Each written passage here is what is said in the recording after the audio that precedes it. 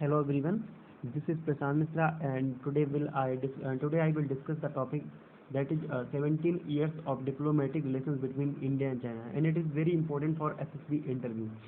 So start करते हैं अपनी क्लास। तो सबसे पहले पढ़ेंगे कि जो सबसे पहले क्या दौर चलता रहा इंडिया और सबसे पहले India after the independence there have been many relations between India and China like we know that सबसे पहले क्या हुआ था कि 28 अप्रैल 1954 को इंडिया और चाइना के बीच में जो एक पंचशील एग्रीमेंट हुआ। तो उस पंचशील एग्रीमेंट के there are 5 principle of Panchsheel agreement that are follows and first is mutual respect for each other territorial integrity and sovereignty. तो फर्स्ट ऑफ ऑल इसका मतलब क्या है, तो दोनों देशों ने एक एग्रीमेंट रखा। उसमें पंचशील एग्रीमेंट में ये था कि जो म्यूचुअल रिस्पेक्ट करेंगे, मतलब म्यूचुअल डिफरेंस देंगे for each other territorial integrity and sovereignty, मतलब एक दूसरे की जो क्षेत्रीय अखंडता मतलब और क्षेत्रीय अखंडता और संप्रभुता को बनाए रखने के लिए दोनों एक दूसरे को कोऑपरेट करेंगे। तो ये फर्स्ट हो गया। तो सेकेंड क्या था, पंचशील सेकेंड प्रिंसिपल पढ़ेंगे of Panchsheel agreement that is mutual non aggression, मतलब कि दोनों देश कोई भी काम करेंगे तो उसमें गैर आक्रामकता होगी, यानी कि एक दूसरे के कोई भी एग्रेशन मतलब कि अटैक नहीं करेंगे। ठीक है। अब थर्ड आता है mutual non interference in each others internal affairs. हाँ, ये this is very important point. ये एसएसबी में भी आ सकता है कि पंचशील में इसको भी इंक्लूड किया गया है कि दोनों जो mutual non interference in each others internal affairs, मतलब एक दूसरे के जो आंतरिक मामलों में कोई भी देश हस्तक्षेप नहीं करेगा, मतलब उसका आंतरिक मामलों से कोई भी रिलेशन नहीं होगा। एंड फोर्थ ही आता है इक्वलिटी एंड म्यूचुअल बेनिफिट, मतलब कि फोर्थ में सिंपल सा है कि एक दूसरे के प्रति समान इक्वल बिहेव रखेंगे एंड म्यूचुअल बेनिफिट के लिए ट्रेड करेंगे दोनों। ठीक है। इसके बाद 5 पॉइंट आता है पीसफुल कोएक्जिस्टेंस, मतलब एक दूसरे का अस्तित्व बनाए रखने के लिए शांतिपूर्ण अस्तित्व बनाए रखेंगे। तो ये 5 प्रिंसिपल थे और पंचशील एग्रीमेंट के। इसके बाद क्या हुआ कि 1962 बार हुआ, तो इसमें भी कई हुए, तो धीरे धीरे रिलेशन इंडिया के चाइना के खराब होते चले गए। तो मैं प्रेजेंट सिनारियो की बात करता हूँ। तो इन 2015 में क्या हुआ कि एक 77th ब्रिक्स समिट चल रही थी रसिया में, जिसमें से ब्रिक्स में ब्रिटेन, रसिया, इंडिया और एक साउथ अफ्रीका, चाइना, 5 देश उसमें इंक्लूड हैं।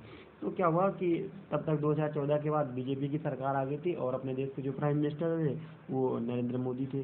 तो क्या इन 2015 में क्या हुआ कि PM Narendra Modi met on 7th BRICS summit in Russia and this is the meeting depend on the East Asia cooperation in Malaysia.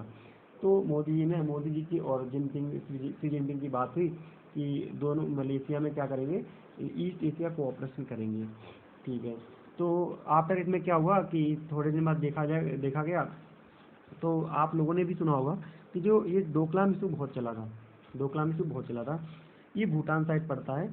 तो चाइना इस पर क्लेम करता है कि डोकलाम मेरा है, बट इंडिया से क्लेम नहीं करता क्योंकि इंडिया का ये पार्ट नहीं है।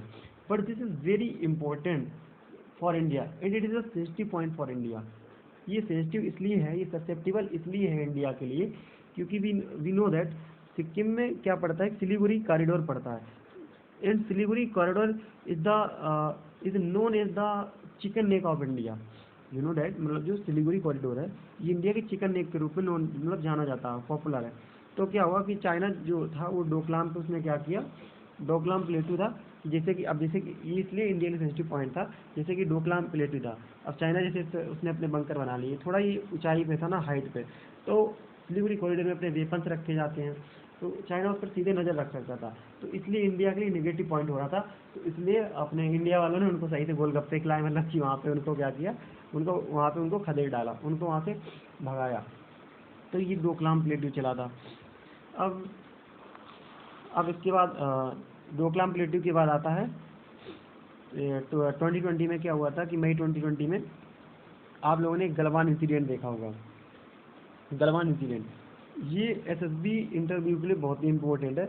इसमें पूछा जा सकता है कि जो गलवान इंसिडेंट हुआ था, ये जो इसमें ये ना गलवान ये सॉरी हाँ ये गलवान फ्लैश पॉइंट PP14, तो गलवान इंसिडेंट कहाँ, फिर is the Galwan incident happened, तो answer is the Galwan flash point PP14।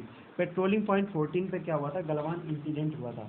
इसमें तो इसमें क्या, इसमें लगभग 20 अपने जो सोल्जर थे वो मार्टियर्ड हो गए, और चाइना का जो जो रशियन जो एजेंसी और अमेरिका एजेंसी रहती थी वो चाइना के इसमें 50 to 60 जो वो सोल्जर थे मारे गए थे।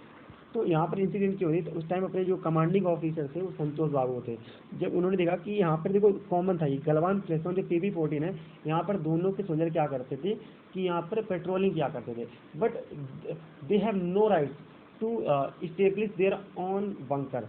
बट चाइना ने आफ्टर मतलब इस एग्रीमेंट के बाद भी चाइना ने वहाँ पे क्या किया, अपने बंकर बना लिए।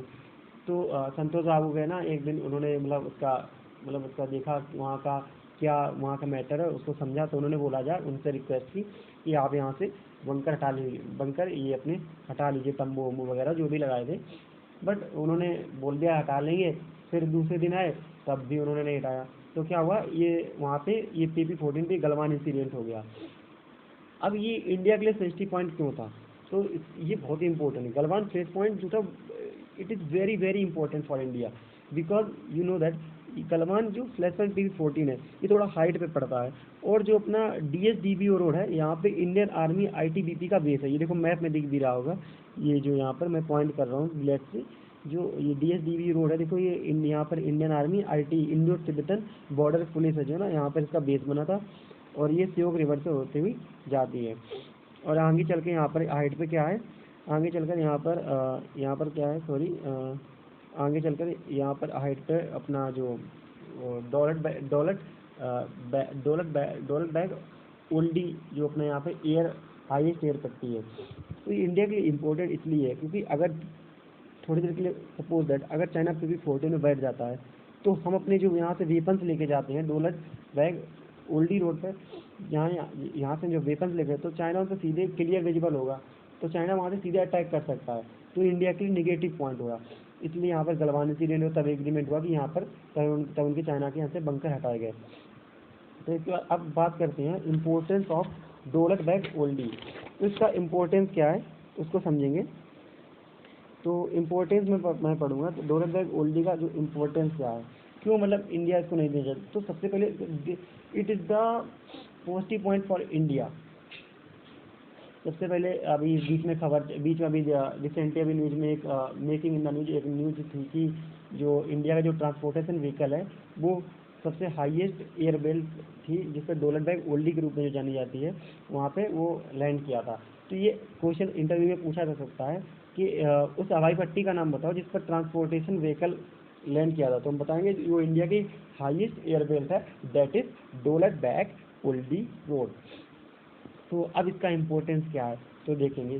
Suppose that if India deployed weapons on Daulat Beg only, then forward area of Xinjiang provinces India target easily. मतलब इसको हिंदी में ऐसा समझेंगे, अगर इंडिया यहाँ पर अपना डिप्लॉय करता है, यहाँ पर अपने जो वेपन्स वगैरह हैं जो अपने सोल्जर डिप्लॉय करता है, तो यहाँ पर इसके आगे क्या करता है, चाइना का हिस्सा पड़ता है सैनजांग प्रोविंस, तो इंडिया वहाँ से सीधे टारगेट कर सकता है। अगर मतलब वो इंडिया के खिलाफ आता है तो इंडिया के लिए ये वॉर के टाइम एक प्लस पॉइंट होगा। तो सबसे पहले प्लस पॉइंट ये है कि इंडिया जो है सैनजांग प्रोविंस से सीधे यहाँ से टारगेट आसानी से यहाँ से टारगेट कर सकता है। अब सेकेंड क्या हुआ था कि आफ्टर 1962 में क्या हुआ था कि चाइना ने वहाँ पर एक हाईवे बनाया था जो कि तिब्बत एंड लहासा को क्या करता है, कनेक्टर का काम करता है, that will connect the Tibet and Lhasa. तो अगर इंडिया यहाँ पे है दौलत बैग ओल्डी में, तो इंडिया के हाईवे को भी सीधे क्या कर सकता है, टारगेट कर सकता है। तो ये भी इंडिया के लिए प्लस पॉइंट है। तो ये 2 पॉइंट हो गए। और तीसरा है China Pakistan economic corridor. India के जो नॉर्थ में चाइना पाकिस्तान इकोनॉमिक कॉरिडोर है, युद्ध के टाइम पे क्या होता है, इंडिया यहाँ से सीधे टारगेट इस पर भी कर सकता है, किस पर, चाइना पाकिस्तान इकोनॉमिक कॉरिडोर पे भी सीधे इंडिया यहाँ से टारगेट कर सकता है। तो भी इंडिया के लिए क्या बन रहा है, प्लस पॉइंट बन रहा है। तो इम्पोर्टेंस एक बार मैं फिर से बता दे रहा हूँ, this is very important for SSB। सबसे पहले कि इंडिया जो था वहाँ पर अपना अगर वेपन्स डिप्लॉय करता है दौलत बैग ओल्डी पे, तो इंडिया जो सैनजांग प्रोविंस को सीधे टारगेट कर सकता है और चाइना के हाईवे को भी टारगेट करता है। और थर्ड आता है चाइना पाकिस्तान इकोनॉमिक कॉरिडोर, यहाँ से भी इंडिया ईजिली से इसको टारगेट कर सकता है।